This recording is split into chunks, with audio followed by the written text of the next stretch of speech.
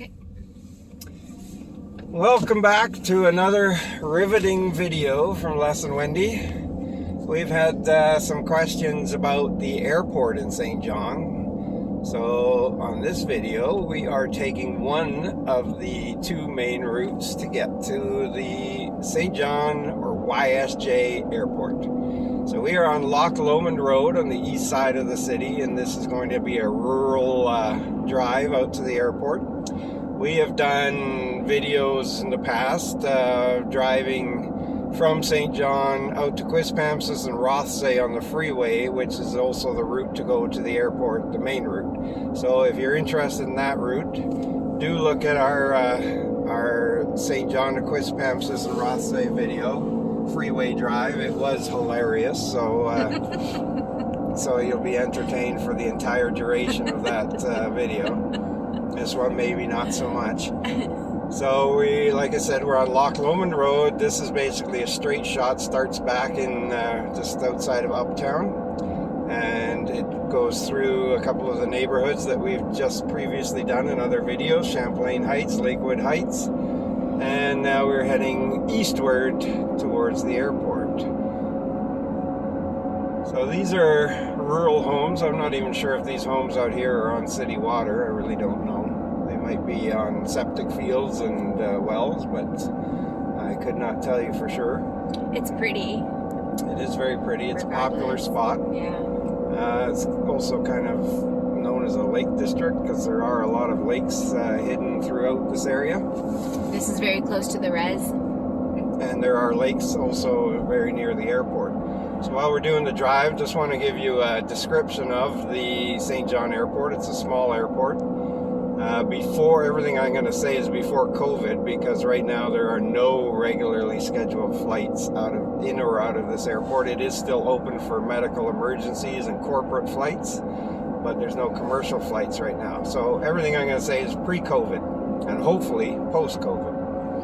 So normally at the YSJ Saint John Airport, there were 3 airlines, major airlines flying to and from. So you have Air Canada, which is of course the flag-carrying airport or airline for Canada. There was Porter Airlines, which is mostly a regional eastern-based airline. They give out free beer on their flights, by the way. And there is Sunwing Airlines that does packaged vacations seasonally, heading south to the Caribbean. So in normal times, Air Canada would run daily flights, 3 of them, to each of Toronto and Montreal. And then they would run, I think 4 flights, but don't quote me on that, to Halifax. Now you could go just to Halifax, or you could get connecting flights to St. John's, Newfoundland, and also even overseas to London, UK. And that was the bulk of the Air Canada flights. Porter Airlines flew 2 flights daily, which was an interesting flight. That it went directly from Saint John to Ottawa, the nation's capital, and then it would stop there and then continue on to downtown Toronto. So not the main, not Pearson Airport. Not Pearson Airport, but right downtown to Billy Bishop Airport, and they would run that to and from twice a day. And then, like I said, Sunwing would go to packaged holidays, like all-inclusive holidays and resorts, to resorts in the Caribbean. Now, normally those schedules worked very well, but in the winter time, interestingly, if there was a stiff breeze or a couple of snowflakes in the air, Air Canada would cancel their flights quite regularly. And Porter Airlines would not, which was very suspicious since they flew the exact same aircraft on the exact same runway at the exact same time. But Air Canada is all unionized, so that probably has something to do with it. As mentioned, Porter Airlines would hand out free alcohol, so maybe they gave it to the pilots as well, and they were a little braver than the Air Canada pilots, I'm not sure. But we did have the misfortune of getting an Air Canada flight canceled on New Year's Eve. So we rebooked on Porter, who flew us into Toronto with a stop in Ottawa and free booze. Yeah, and in time to ring in the new year. Yeah, with 20 minutes to spare. So Thank goodness for Porter Airlines. So it's a small airport, like I said. But there is a restaurant inside. Seasonally, there is a duty-free store for when the international flights to the Caribbean happen. And there's souvenir stores. There's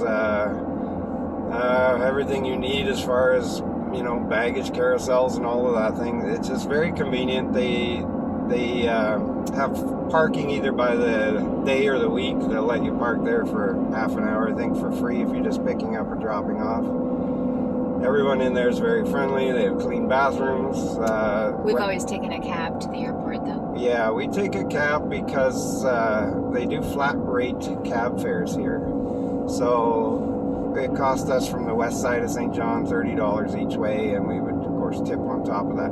So right now to our left is the road that comes down to the airport from the freeway, from the main Highway 1. And on our right, coming up, will be the airport. And we're going to see if we can drive in there. I'm not sure if it's closed. We're not going to go inside, but we'll see if we can get into the parking lot. And then if we keep going past the airport, you would eventually come to St. Martin's, which is a beautiful touristy spot on the Fundy Coast. Lots of caves. Yeah, sea caves and some lovely beaches and restaurants. So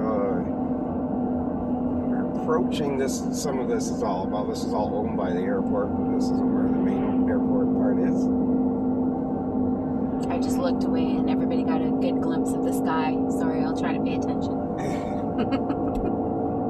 There's actually a lake on our left. Another lake. Look. Pretty. Very pretty. And right up here is the main entrance, so we're going to see if we can go in there. Yeah, don't blink. It's a very small airport. You'll get the sign. Oh, I'll get the sign. So Saint John Airport. Very easy to get to, as you can see. It didn't take us long. Now we started from the east side, not from uptown, but it's like 15-minute drive from uptown. Yeah, it's not far at all. So this is the terminal ahead of us here. Very small, very convenient. And what I mentioned about the 3 flights a day to Toronto and Montreal, those were on small aircraft. They're Dash 8s, Canadair, Bombardier, whatever you want to refer to it as. There was a plan to change to 2 flights a day and use Boeing 737 planes, which would have probably cut down on the winter cancellations. But then COVID hit, so that plan got scrapped. But very nice here. You can drop off. They got 3-minute loading, but you can park for 15 minutes in any of these spots. So you can go straight in. Once you get inside these the doors, then you go right up to the gates, check your bags, security is right there, and you're in and out in no time at all. So just a short video, show you the airport, how long it takes to get here, just so you can get a picture of what it's like. Now there's a lot of regional airports in New Brunswick. They're slightly bigger one in Moncton, which also offers flights on WestJet, and there's one probably about the same size as this in Fredericton, which also offers flights on WestJet. But those are both within an hour and a half drive of here, so depending on scheduling, you can sometimes get other flights from places that are not that far away. So as I said, if we came from the left of this sign up ahead, so we'll be heading back into Saint John from here, but if we were to turn right, you would probably another half an hour get to St. Martin's. A very, very nice touristy spot. So that's about it for this video, and unless Wendy has anything to add. Then just that I love St. John. That's good enough then. Thank you.